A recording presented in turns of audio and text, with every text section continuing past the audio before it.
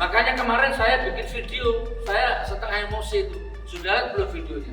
Bagi saya, Ganjar haram, Erick haram, Erick Thohir haram, Ganjar haram, Puan haram, Prabowo haram, Sandiaga Uno haram. Saya, bukan Anda. Karena di mata saya ya sama saja oligarki, sama saja, ya sama saja apalah, pembohong, sama saja.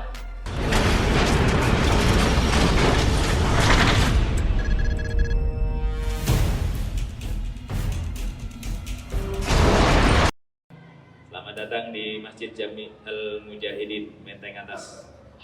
Allahumma sholli ala Muhammad. Assalamualaikum warahmatullahi wabarakatuh. Alhamdulillahirabbil alamin. Allahumma sholli ala sayyidina Muhammad, amma ba'du. Saya percepat saudaraku seremonialnya, insyaallah saya ngisi tidak lebih dari 30 menit insyaallah. Ya karena gimana kalau belum sholat isya itu kayaknya, kalau saya udah jamaah ya, antum yang belum ya. Tapi nggak apa-apa, ikhlas ya, ridho ya. Karena majelis ilmu ini juga insyaallah berkahnya luar biasa dan memang waktunya panjang gitu. Baik, yang pertama teman-teman saudaraku semua, yang pertama saya dari tadi itu di jalan tadi haus ya, di mobil gak ada air, tanya sama supir tuh, mana kok gak ada air, haus gitu. Nah jadi begitu nyampe sini saya mau minum, tapi saya tahan, ternyata dikasih susu. Saya mau minum susu ini, izin ya.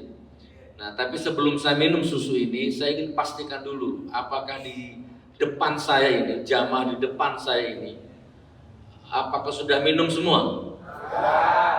Yang diminum besok ada?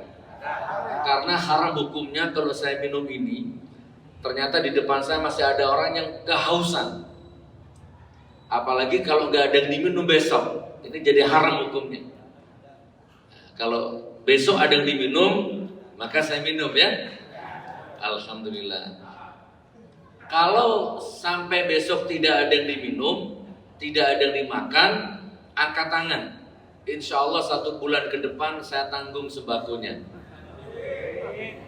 Serius, ini masjid gak boleh bohong ya. Baik, saya minum, bismillah. Izin. Alhamdulillah, bang, sembuh haus saya bang. Saya lagi ngamalkan ilmu ini. Saya gak akan minum kalau tetangga saya masih ada yang kehausan. Saya gak akan makan kalau masih ada tetangga saya yang belum makan. Alhamdulillah sama Allah saya ditakdirkan hidup di sebuah perumahan di Sawu Jajar, Kota Malang yang rata-rata kaya semua. Jadi saya tenang makannya karena gak mungkin kelaparan tetangga saya. Nah gitu ya. Dan ini bukan teori, serius. Bangsa ini selesai masalahnya. Bangsa ini kembali dirahmati berkah sama Allah kalau pemimpinnya punya karakter seperti itu. Ya, haram hukumnya seorang pemimpin makan enak kalau rakyatnya kelaparan. Bahkan haram hukumnya seorang pemimpin ganti gorden sampai 4,3 miliar, sementara rakyatnya masih ada yang tidur pakai alas kardus. Haram hukumnya. Iya, gitu ya. Nah tapi nggak apa-apa, biarkan mereka. Yang penting antum sekarang jangan begitu. Jadi sebelum makan, sebelum minum pastikan kanan kiri, depan belakang tetangganya siapa kira-kira. Oh sudah makan semua, insya Allah, bismillah. Baru kita enak makan, kita enak minum. Insya Allah Anda berkah, RT-mu berkah, RW-mu berkah, lurahmu berkah, di mana Anda berada Anda memancarkan keberkahan insya Allah. Amin amin ya rabbal alamin. Yang kedua saudaraku, 3 poin sajalah. Yang kedua, rasanya tidak enak kalau saya tidak ngomong politik walaupun sedikit, ya. Tidak boleh ya, karena jangan alergi politik. Ya, jangan ya. Yang penting tidak mencaci, tidak menghujat ya, ini masjid nggak boleh, tapi mencerdaskan. Ya. Jadi beberapa hari belakangan ini terjadi reshuffle kabinet. Di sisa-sisa di akhir masa jabatan ternyata ada reshuffle kabinet. Nah, jadi gini teman-teman, ini perlu dibawa pulang nanti ke rumah tanggamu ya. Jadi sebagai presiden rumah tangga itu, kalau yang sakit matanya, obati matanya. Kalau yang sakit kupingnya, obati kupingnya. Kalau yang sakit ekonomi, obati ekonomimu. Jangan sakit mata, kaki yang diobok-obok. Kurang lebih begitu. Coba saya tanya, penyakit bangsa ini yang paling fundamental apa? Penyakit bangsa ini yang paling parah, paling hakikat, paling esensi. Korupsi, KKN, sekulerisme, liberalisme, apa itulah, campur aduk agama, yang haram dihalalkan, LGBT dikasih panggung, hutang yang tidak mampu dibayar sehingga rakyat jadi korban. Banyak bab ini kalau kita bahas 1 jam nggak selesai, tapi intinya itu penyakit bangsa ini. Ada yang mau nambahin? Hutang, infrastruktur yang mangkrak, bangun infrastruktur, uangnya ngutang, infrastrukturnya mangkrak, utangnya riba, dan banyak lagi. Ada lagi yang mau nambahin? Ya? Ya, sembako mahal, listrik naik, semuanya ya. Oke. Itu penyakit bangsa ini. Silahkan lakukan reshuffle kabinet, asal semua penyakit bangsanya ini sembuh, nggak masalah. Lah ini kan kalau saya lihat, walaupun di reshuffle kabinet tidak mengurangi sedikit pun penyakit bangsa ini. Gak ngaruh, utang tetap, pajak tetap, sembako tetap naik, semua kebutuhan tetap naik, konfliknya tetap ada, di mana-mana tetap ada. Bahkan Harun Masiku saja belum ketangkap. Silahkan reshuffle kabinet terus Harun Masiku ketangkap, kan keren. Atau silahkan reshuffle kabinet yang salah-salah yang bener-bener. Jangan yang salah malah apa, dibayar berapa kalian? Oh, coba. Gak kan ada kemarin wanita yang cantik itu kan mau ditangkap itu. Polisinya udah nyambung rumahnya 10 jam, ujung-ujungnya mau nangkap paksa, ternyata dipukul balik paksa.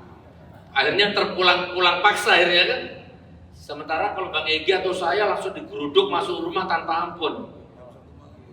Jam 1 malam saya, jam setengah 12 malam saya diambil. Jam 1 malam beliau diambil. Kemarin Nikita bilang, ini jam berapa ini? Jam berapa ini? Maaf, iya ini sudah prosedur, ya kami menjalankan tugas. Nggak mau, saya nggak mau diginin. Dibayar berapa kalian? Anu ya. Gak bisa saudaraku ya, tapi nggak apa-apa, kita minta doa kepada Allah, mudah-mudahan tetap kita nggak boleh pesimis, kita tetap optimis bahwa bangsa ini akan ditolong sama Allah, rumah tangga Anda akan ditolong sama Allah. Ya, kurang lebihnya itu. Baik, poin yang terakhir. Jadi Bang Egy tadi baca surat Fatir ayat 29.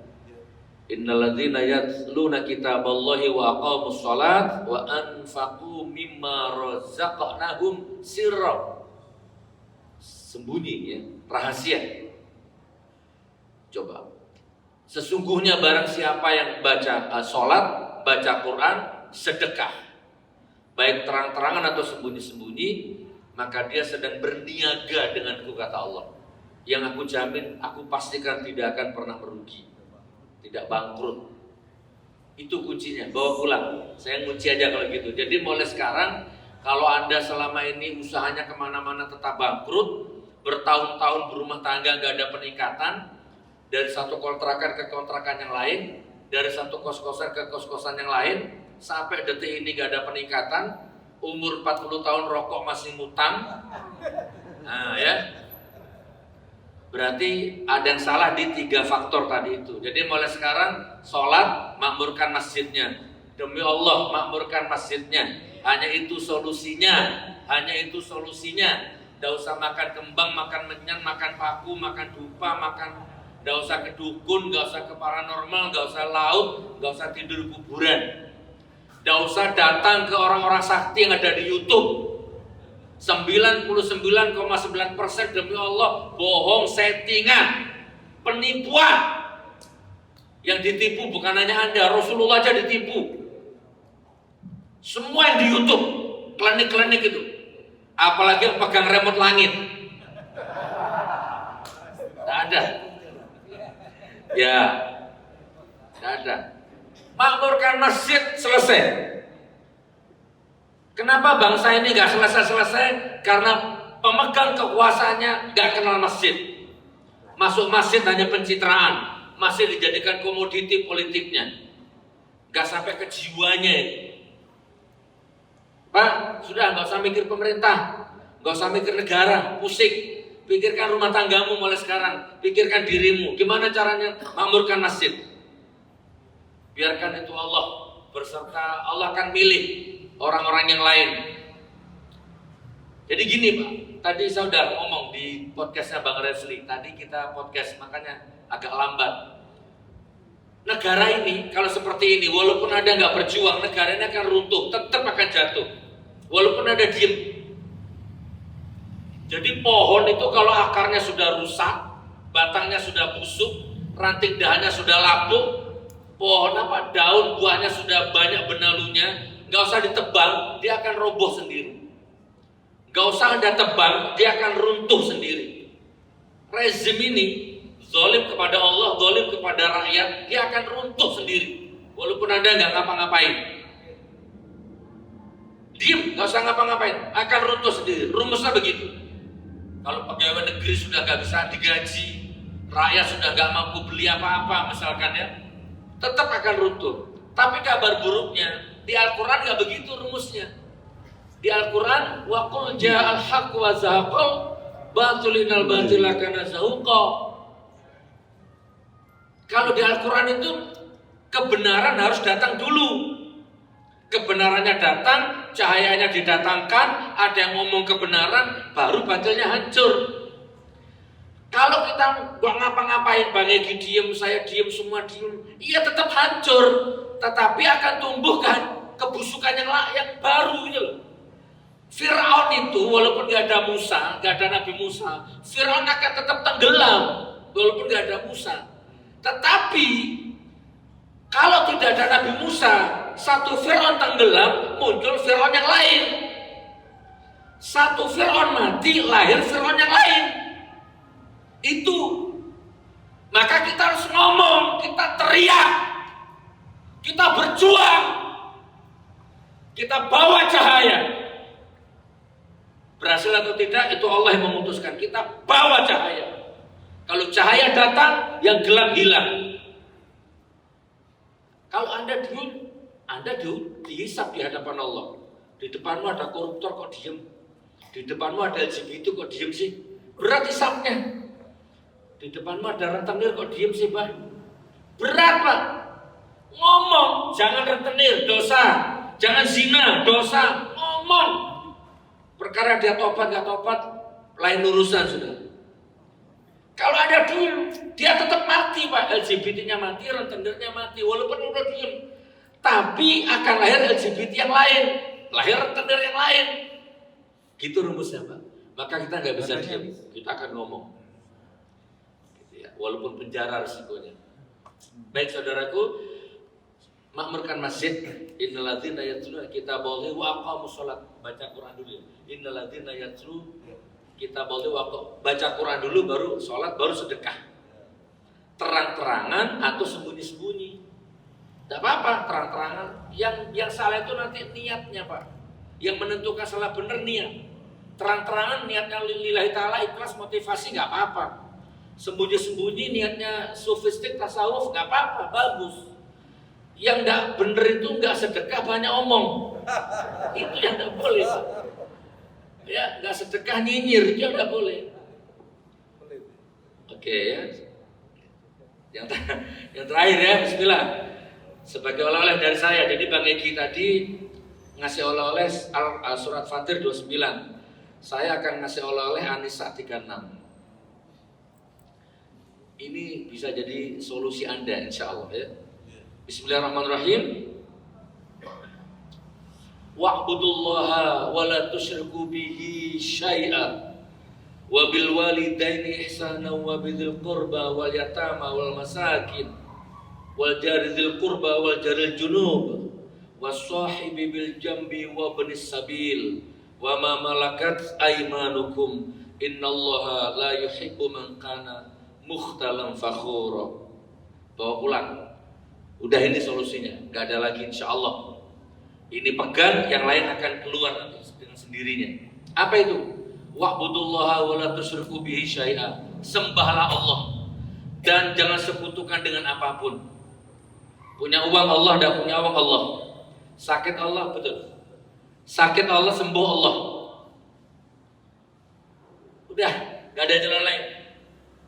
Sakit Allah, siapa namanya Pak? Haji Mahmud. Haji Mahmud umpama, beliau sakit, bertahun-tahun gak sembuh.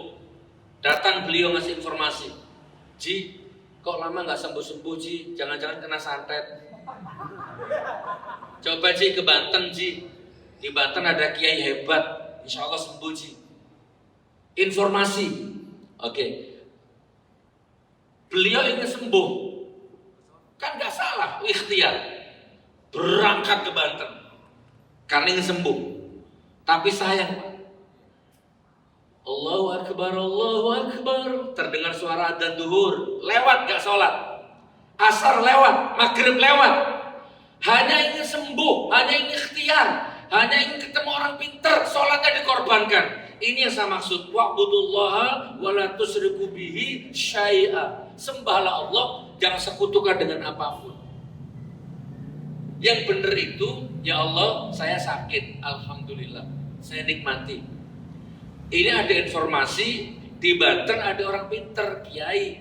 Saya mau ke sana ya Allah. Niat ikhtiar, niat mencari ridhomu. Saya nggak niat cari sembuh ya Allah. Saya niat cari ridhomu. Saya mau nggak datang sih, cuma takutnya yang ngasih informasi tadi jangan-jangan malaikat, jangan-jangan Nabi Khidir. Saya khusnudon ya Allah. Walaupun saya udah gini, saya tetap berangkat ya Allah. Bismillah. Kalau yang saya datangi baik, temukan saya. Kalau ternyata yang saya datangi nanti tidak baik, hindarkan saya ya Allah. Bismillah tawakkal ala Allah, la haula wala quwata illa billahil aliyil azim. Berangkat. Salat istirahat 2 rakaat berangkat. Allahu Akbar, Allahu Akbar. Duhur, alhamdulillah, cari masjid, salat. Asar, salat. Terus. Jadi gak hilang salatnya. Itu namanya sembahlah Allah, jangan sekutukan dengan apapun. Bawa coba. Seberat apa masalahmu, hadapi. Wa may yattaqillaha yaj'al lahu makhraja. Baca itu At-Thalaq 2 dan 3. Hadapi. Mati berkalang tanah menghadapi masalah. Asal dari ridhomu ya Allah. Haram hukumnya lari dari masalah. Coba hadapi. Saya di penjara 10 bulan, utang ratusan juta lunas. Padahal gak boleh telepon, gak boleh hubungan sama siapa, dibelenggu. Secara logika gak selesai. Bagaimana dengan Anda yang tidak dibelenggu? Lebih bisa. Yang di penjara cuma badan saya, Pak. Tapi doa saya bisa menembus tembok penjara setebal apapun. Melesat, melayani, mencari takdirnya. Ya Allah, selesaikan masalah hidupku ya Allah, rumah tanggaku, ekonomi, anak istriku, santri-santriku ya Allah, selesaikan semuanya. Jadi di YouTube sudah sering saya ceritakan. Tidak apa-apa, yang sudah lihat jangan bosan ya. Saya bukan utang, bukan utang. Saya beli tanah 450 juta. Saya lunasi, nggak mau notarisnya. Jangan Gus bayar separuh aja. Nanti kalau sertifikat jadi, IMB jadi baru lunas. Oh siap, bayar separuh. Kurang lebih 175 lah juta sisanya. Gus 8 bulan, 9 bulan saya telepon nanti. Siap. 9 bulan kemudian baru notaris telepon. Gus sertifikat jadi, IMB jadi. Silakan dilunasi, tebus sertifikatnya. Oh siap Pak notaris, saya minta waktu 1 minggu. Ternyata 2 hari kemudian saya ditangkap. Handphone diambil, wifi dicabut, laptop dicabut, semua dicabut. Diboyong semua bawa ke Jakarta. Langsung putus komunikasi. Dan saya tahu saldo, saya tahu nggak ada uang. Karena memang mepet, mendadak. Coba. Ini wa yarzuqhu min haitsu la yahtasib itu, Ustaz. Bahwa ini. Ternyata saya potong ceritanya, intinya istri saya ditelepon orang Singapura, itu intinya. Assalamualaikum Umi, waalaikumsalam. Kenalkan nama saya Fulan. Pak, orang India, imigran India lahir di Singapura. bukan orang Jawa, bukan orang Madura. Artinya apa? Nggak ada hubungan darah, nggak ada hubungan budaya, nggak kenal, cara berpikir aja nggak nyambung. Saya selalu lihat videonya Gus Nur di YouTube. Umi, saya mau tanya, Gus Nur punya utang nggak? Istri saya bingung, maksudnya apa Pak?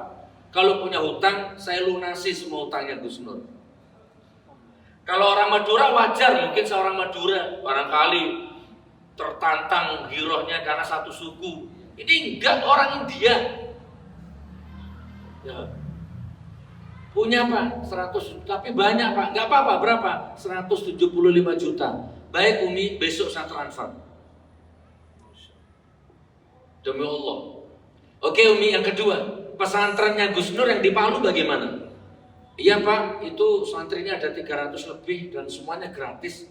Biasanya Gus Nur yang gaji ustadznya sama yang transfer untuk dimakan santri-santri. Baik, sebulan berapa kira-kira? Antara 25 lah, 20 sampai 25. Baik, besok saya transfer 6 bulan. 25 juta kali 6. Oke, lagi nih. Itu saya lihat di YouTube ada mobil ya di rumah itu. Saya tanya, itu kredit apa lunas? Kalau kredit saya lunasi. Oh enggak Pak, alhamdulillah lunas. Enggak kredit. Oh baik, berarti hanya itu. Siap. Nanti kalau Gus Nur sudah bisa komunikasi, barangkali sudah ada nomor rekening, nanti saya transfer. Selama makannya di penjara nanti saya tanggung. Intinya besoknya ditransfer. Ditebus sertifikatnya, dibayar 6 bulan pesantrennya. Dari mana Pak rezeki itu? Wa yarzuqhu min haitsu la yahtasib. Allah yang kasih, tetapi Anda jangan lupa ya, jangan-jangan, makanya hati-hati Pak. Omonganmu, tindakanmu itu hati-hati. Anda pikirkan batu di jalan, itu disimpan sama Allah itu, jadi folder. Walaupun kecil batunya ini kalau nggak saya pikirkan nanti nyandung kaki orang. Itu disimpan sama Allah, entah kapan akan dikembalikan ke dalam dirimu, boleh bentuk fadilah, karomah, maunah, rezeki atau apapun. Hati-hati. Siapa yang ngirim orang itu melunasi utang-utang saya? Allah, tetapi pasti ada akumulasi ridho yang selama ini kita lakukan. Makanya kalau berbuat baik gak usah ditawar. Gak usah ditawar Pak. Gitu ya, sembah Allah, jangan sekutukan dengan apapun. Lebih baik saya mati beriman ya Allah daripada sembuh syirik, daripada sembuh musyrik. Mati saya dalam kondisi iman, jauh lebih siap saya ya Allah. Begitu Pak. Wa'budullaha wa la tusyriku bihi syai'an. Wa bil walidaini ihsan, wa bil walidaini ihsan wa bil qurba wal yatama wal masakin. Berbuat baik kepada orang tua. Ya, yang masih hidup orang tuanya dimuliakan, yang lebih begitu. Terus kemudian berbuat baik dengan kerabat, berbuat baik dengan tetangga jauh, tetangga dekat, dan berbuat baik dengan ibnu sabil, ya, musafir.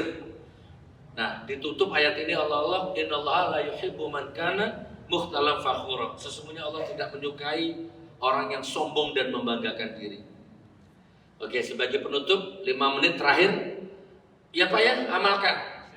Korbankan harga dirimu bila perlu, korbankan martabatmu bila perlu, kehormatanmu bila perlu untuk kebahagiaan orang lain, bukan untuk proposal Bang. Jangan salah paham. Aku siap korban harga diri, kehormatan demi proposal. Salah Pak. Demi proyek, nggak boleh Pak. Ada orang belanja di sebuah supermarket bawa anak 2, ibu-ibu belanja bawa anak 2, ngantri di kasir. Oke, bayar, dihitung sama kasirnya, ternyata uangnya kurang. Habis 500, bawa uang 200, kurang 300. Mungkin anaknya terlalu banyak ngambil. Di belakangnya ibu itu ada anak muda berdiri, dari tadi dia lihat gitu. Nah, kehormatannya ibu ini terancam. Kurang 300, malu ibu ini. Mau dikembalikan, gak enak. Nah, tiba-tiba anak muda di belakangnya tadi menjatuhkan uang. Di belakang, gak ada yang tahu. Bu, uangnya ibu jatuh. Tak tahu berapa, jangan-jangan lebih. Ibu itu tahu kalau itu bukan uangnya. Dan ibu itu tahu kalau anak ini sedang menyelamatkan martabatnya. Jadi terjadi dialog mata hanya orang dua yang tahu. Oke. Akhirnya dibayar dan anak muda tadi keluar, nggak jadi beli karena uangnya sudah dikasihkan ibu itu semua. Jadilah orang seperti itu. Ciptakan miliaran adegan seperti itu. Gak apa-apa walaupun Jokowi gak punya watak seperti itu, Anda punya watak seperti itu. Gak apa-apa walaupun Luhut gak punya karakter seperti itu, gak ngurus, yang penting Anda punya karakter seperti itu. Ya. Ini saya sebenarnya masih lanjutin aja, waktunya gimana ini? Hah? Ya, coba bikin karakter seperti ini. Dari mana uang tuh kok bisa seperti itu? Pak, saya ini punya YouTube semua ya, channel YouTube semua, alhamdulillah. Saya punya dua, yang satu disita polisi. Itu ada penghasilan 40 juta setiap bulan. Ini bikin baru lagi, ya kurang lebih 10 juta per bulan. Tapi saya nggak sempat menikmati uangnya, Pak. Istri, maksudnya beli beras dari YouTube, nggak sempat. Kemana duit itu? Sudah lari kemana-mana. Nggak sempat masuk ke dapur saya. Terlalu, saya lebih baik saya lapar daripada orang lain yang lapar. Kurang lebih seperti itu. Ya, ini sebagai motivasi saudaraku. Anda sama-sama tahu, saya punya pesantren gratis itu. Ada tulisan gratis di temboknya itu. Lihat di YouTube. Kalau Anda pengikut YouTube saya, Anda bosan dengar cerita ini. Itu saja diceritain. Ya nggak apa-apa. Memang hanya ini bahan saya. Karena saya ngalami sendiri. Jadi ada ibu-ibu, Bapak, gratisnya tidak subsidi silang. Pesantren saya. Oh ini anak orang tidak punya gratis. Oh ini anak orang kaya bayar. Enggak Pak. Mau anaknya miliarder gratis. Uangmu nggak laku di sini. Yang penting anakmu mau baca Quran, itu sudah dunia bagi saya, dunia dan isinya cukup. Maka bagaimana kita mengamalkan Al-Quran tadi? Saya siap mati demi Al-Quran. Saya siap mati demi melahirkan banyak penghafal Quran, walaupun saya nggak hafal Quran. Datang orang tua santri, istri pejabat, bawa amplop. Ini bukan amplop, ini tisu.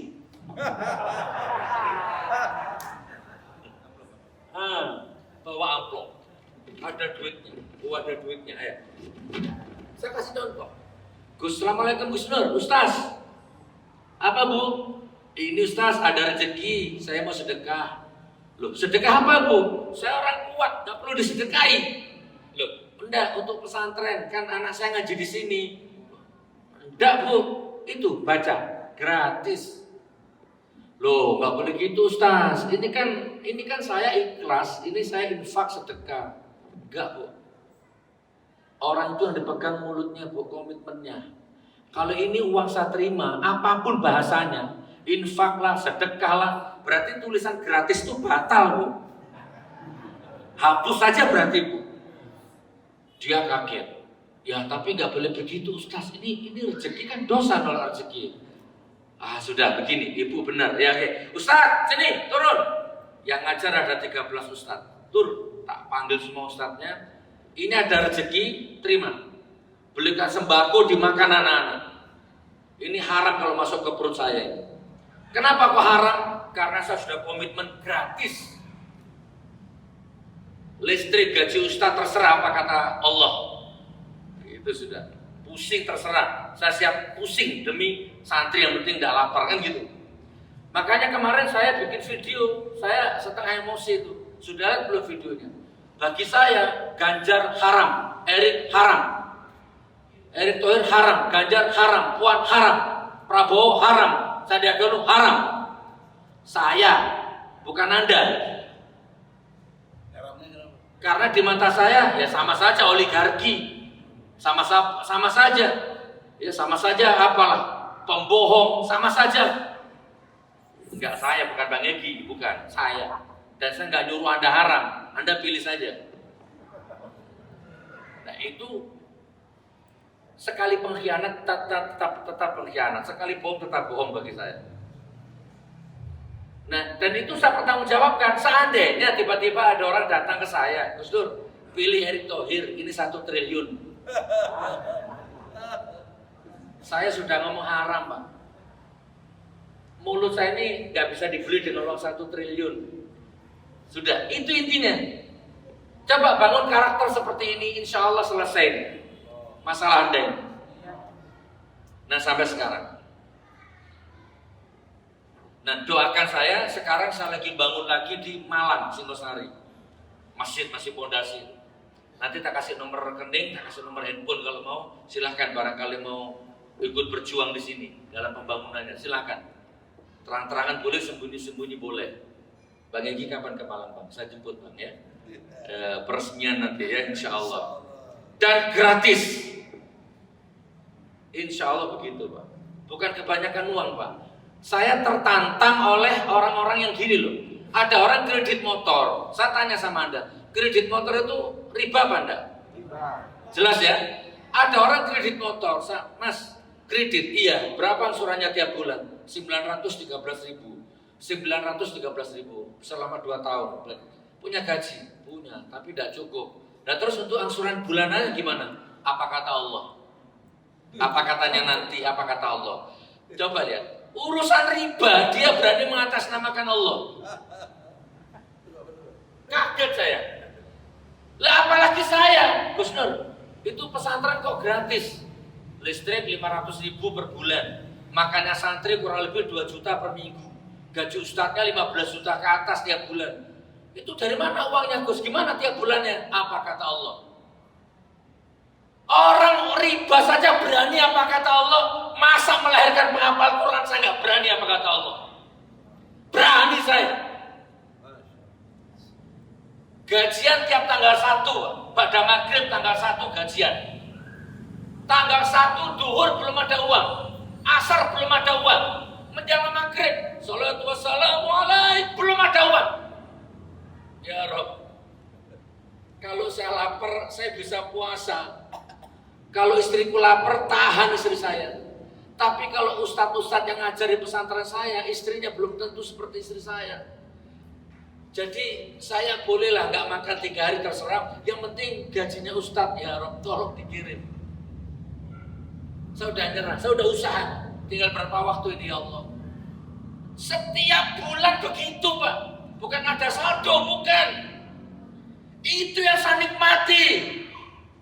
Saya yakin kebiasaan akan jadi karakter, karakter jadi budaya, budaya merubah nasib, budaya menentukan rezeki.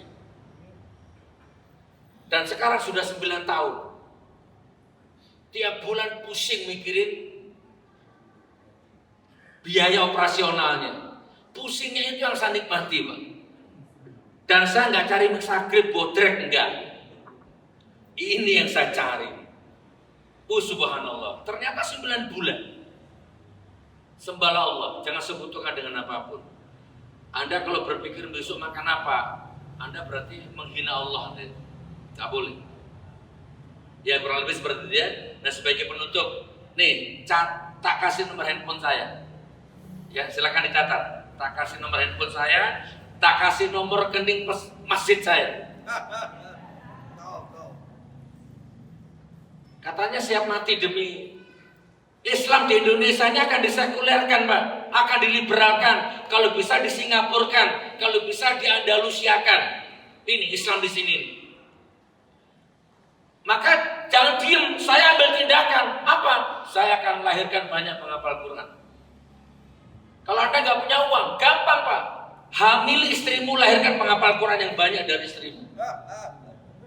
Ini yang hadir ada berapa ini? Kira-kira. Kalau saya hitung ada nih 70 ini, laki-lakinya ini ya. Coba malam ini bikin anak semua, 70 orang ini. Di konsep jadi penghafal Quran, 20 tahun lagi 70 penghafal Quran lahir di majelis ini. Lo pikirkan, lahirkan banyak Ustaz Abdul Somad dari rahim istrimu. Beliau jawab, Gus Nur, saya sudah tua. Lahirkan penghafal Quran dari menantumu, cucumu. Lu serius Pak, coba WA istrinya. Ma, siapkan landasan. Malam ini Abi mendarat. Apa maksudnya? Bi, kata Gus Dur, kita harus lahirkan banyak penghafal Quran. Malam ini kita bikin anak. Pikirkan.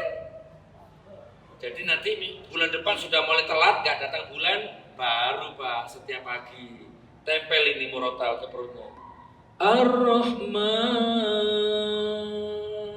Jadi anaknya sudah dengerin Al-Quran. Begitu lahir jadi penghafal Quran. Nah, anakmu akan jadi presiden Indonesia entah generasi yang keberapa. Gitu loh, masuk akal Pak? Masuk akal. Jangan lahirkan Abu Janda dari rahim istrimu.